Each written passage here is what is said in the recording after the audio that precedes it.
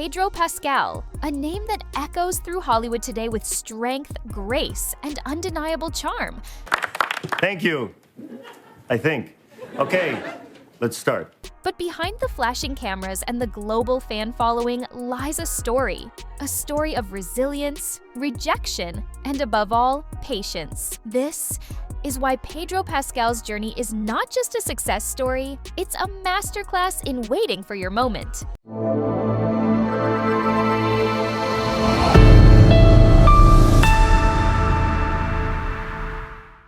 Born Jose Pedro Balmaceda Pascal in Santiago, Chile, Pedro and his family fled to the US as political refugees when he was just a baby. They sought asylum, stability, and a better life. But for Pedro, the journey to recognition would be anything but easy. He loved the arts from a young age. Theater, movies, storytelling, it was all in his blood.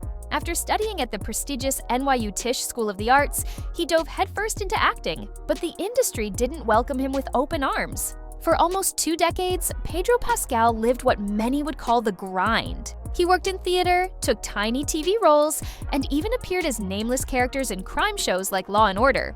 Okay, so, yeah. Eddie called and I came and scooped him. He said he was booked on a minor assault charge. At one point, he was getting rejected so often, friends started calling him the king of guest stars, and yet, he didn't give up. He believed that patience wasn't just waiting, it was how he behaved while waiting. Then came 2014, a role that would begin to shift everything. It is rare to meet a Lannister who shares my enthusiasm for dead Lannisters. As Oberyn Martell, the Red Viper of Dorne in Game of Thrones, Pedro Pascal stole every scene he was in. The character was fiery, charismatic, and unforgettable, just like Pedro himself. Suddenly, the world began to notice. But even that wasn't overnight success. It took 19 years in the industry before that moment arrived, and from there, things finally began to move. He landed major roles in Narcos, Te voy a sacar de aquí, okay? Te lo prometo. The Mandalorian, All right, pal. It's time to go. and The Last of Us.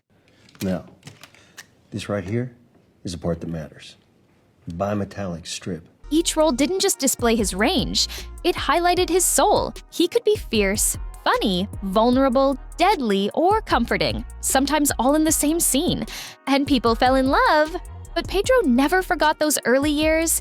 He never pretended it was easy. He's spoken openly about the depression, the frustration, and the feeling of being invisible in an industry obsessed with youth and quick wins. And maybe that's what makes his story so powerful, because Pedro Pascal reminds us that it's okay if your journey takes time, that rejection is not the end, it's part of the path, that staying kind, staying consistent, and staying patient can lead to something bigger than you ever imagined. Today, Pedro is not just a star, he's a symbol of perseverance. He didn't make it in his 20s or 30s. He truly broke out in his late 40s. And yet, he says he wouldn't change a thing, because every moment of doubt, every tiny role, every no, prepared him for the yes that would change everything. So if you're chasing a dream, if you're wondering when your moment will come, remember Pedro Pascal. And remember, patience isn't just waiting, it's believing while you wait. Thanks for listening. If Pedro's story inspired you, make sure to like, comment, and subscribe for more powerful stories that prove success isn't always fast, but it's always possible.